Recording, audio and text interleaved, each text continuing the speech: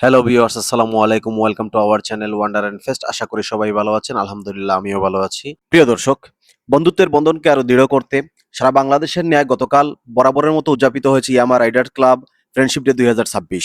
Yamaha বাংলাদেশের সৌজন্যে এবং সিলেটের মীরাবাজারস্থ আয়েশা লিস মোটরসের আয়োজনে অনুষ্ঠিত এই আয়োজনে একত্রিত হন সিলেটের সকল ওআরসি মেম্বাররা। প্রিয় ভিউয়ার্স, ফ্রেন্ডশিপ ডে উপলক্ষে এই আয়োজনকে কেন্দ্র করে আগ থেকেই প্রস্তুতি নিচ্ছিল ইয়ামাহা বাংলাদেশ।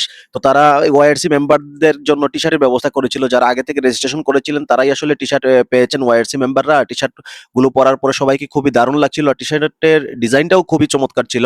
প্রিয় ভিউয়ার্স, গতকালে ফ্রেন্ডশিপ ডে অনুষ্ঠানে ওয়াইআরসি মেম্বাররা ছাড়াও এখানে অনেক ধরনের গেস্টরাই উপস্থিত ছিলেন। বিশেষ করে সাধারণ গ্রাহক, ইয়ামাহার এবং বিভিন্ন মোটরসাইকেল রাইডিং গ্রুপের নেতৃবৃন্দরা ছিলেন। সাথে ইয়ামাহা বাংলাদেশের প্রতিনিধিবৃন্দ এবং আয়েশা লিস মোটরসের কর্মকর্তারাও উপস্থিত ছিলেন। সবার উপস্থিতিতে আসলে আয়োজনটি অত্যন্ত সুন্দর ও উৎসবমুখর হয়ে উঠেছিল। অনুষ্ঠানের প্রথমেই বন্ধুত্বের গুরুত্ব ও রাইডিং কমিউনিটির বন্ধন নিয়ে নিজেদের অনুভূতি প্রকাশ করেন অংশগ্রহণকারী রাইডাররা এবং এরপর কেক কাটার মাধ্যমে উদযাপন করা হয় ফ্রেন্ডশিপ ডে।